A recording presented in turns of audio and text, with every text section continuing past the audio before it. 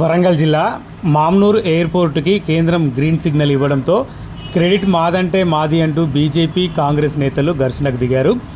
Airport ప్రధాన gate వద్ద ప్రధానమంత్రి మోడీ చిత్రపటానికి పాలాభిషేకం చేసేందుకు బీజేపీ శ్రేణులు రాగా, అదే సమయంలో ముఖ్యమంత్రి రేవంత్ రెడ్డి చిత్రపటానికి పాలాభిషేకం చేయడానికి కాంగ్రెస్ శ్రేణులు పోటీ పడడంతో నినాదాలతో కాసేపు తోపులాట, ఉద్రిక్త వాతావరణం నెలకొంది.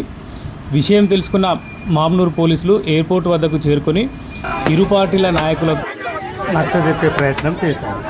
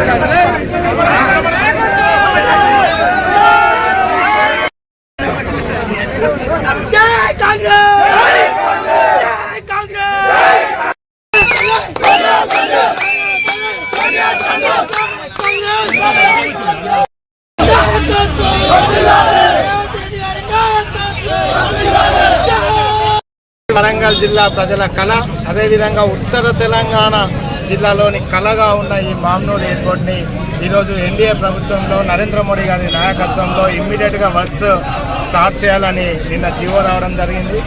ఏవియేషన్ మినిస్ట్రీ రామ్మోహన్ నాయుడు గారు డిపిఆర్ని ఫుల్గా ప్రిపేర్ చేసుకొని ఇమ్మీడియట్గా మీరు పనులు వేగవంతం చేయాలని ఆ అధికారులకు లెటర్ని కూడా ఇవ్వడం జరిగింది.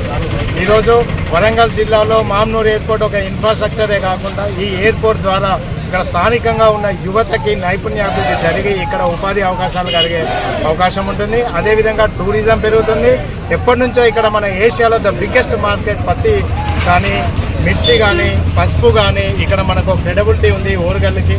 ఆ పంటల యొక్క రేటు రైతులకు సరైన ధర రావడానికి కూడా ఈ ఎయిర్పోర్ట్ దోహదపడుతుంది. వ్యాపార అభివృద్ధికి దోహదపడుతుంది.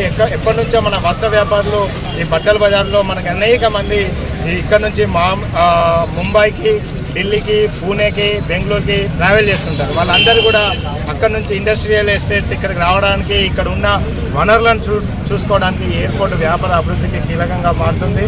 నరేంద్ర మోడీ గారు ఎయిర్ కనెక్టివిటీ, రీజనల్ కనెక్టివిటీ ఉన్నప్పుడే ఏ ప్రాంతమైన ఆర్థిక అభివృద్ధి జరుగుతుంది అనే ఒక దృఢ సంకల్పంతో ఈరోజు ఎన్డీఏ ప్రభుత్వం నడుస్తుంది. దానిలో భాగంగానే 2014కి ముందు ఈ భారతదేశంలో కేవలం 70 ఎయిర్పోర్ట్లు మాత్రమే ఉండేది. కానీ